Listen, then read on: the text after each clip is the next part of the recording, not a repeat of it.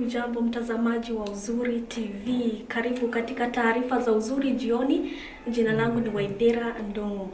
Na tukianza, maelfu ya wanafunzi wa gredi ya 10 wamefurika kote nchini kwa masomo ya mfumo wa CBE.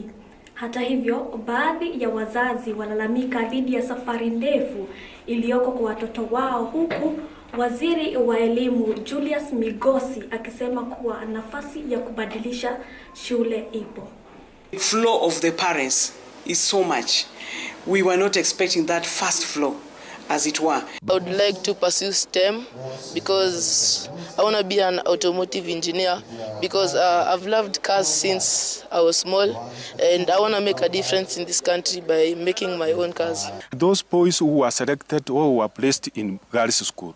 Now, as parents, we fail to understand whether we are going to buy all the items needed for this boy to report to the girls' school. We have tried to make sure that we change the schools for these students. The system. Parents want to change students from their schools, and that window is still there. We'll issue a status report on Friday, and that status report will determine on whether we'll open another window for further.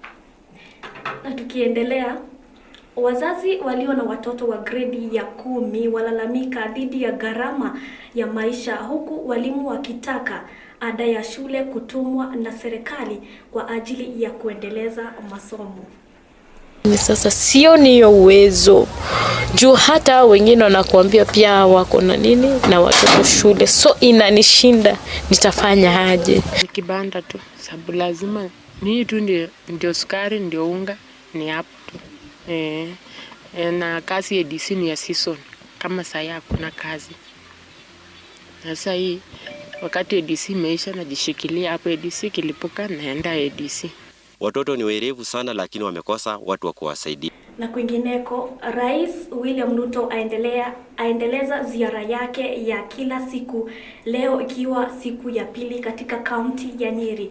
Rais amemrushia vijembe aliyekuwa rais wake Rigathi Gachagua kwa kusema kuwa hawezi kumshinda katika uchaguzi wa mwaka wa 2027. Si mimi nilikuwa naibu wa rais wa Uhuru Kenyatta? Si nilikuja hapa mara nyingi? Uhuru Kenyatta akiwa amenituma. Si tukajenga urafiki? Na urafiki hiyo italetwa kasheshe na mtu mmoja? Hapana. Ati huku ndio Nyeri, huku ndio Karatina, ati huku ndio Madera, na nyinyi ndio haya. Watu wa Madera mnasemaje? Ati Madera mnasemaje? Ati Madera mnasemaje? Ati tabu ni ngapi? Ni mbwekse si mbwekse? Ni mbwekse si mbwekse? Madera he! Madera he! Kineko, chama cha ODM kimefikia kuzungumzia na chama cha UDA kwa minajili ya kuunda muungano imara wa kisiasa kwenye uchaguzi mkuu mwaka ujao wa 2027. The committee meeting expressed the intention to initiate structured negotiations with different political formations, beginning with the United Democratic Alliance. We want to say that we totally agree and support the resolution to begin negotiations with the UDA party for the sake of concluding a pre-election agreement for 2027. I want to thank our party leader, Oburu Odinga, and the whole team in the Central Committee for now giving us our way forward as a party that indeed we will respect.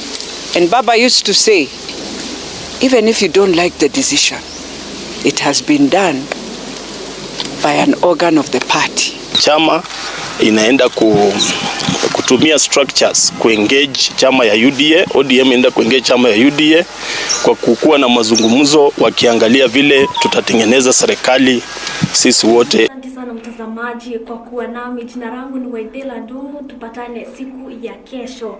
Kwaheri mtazamaji.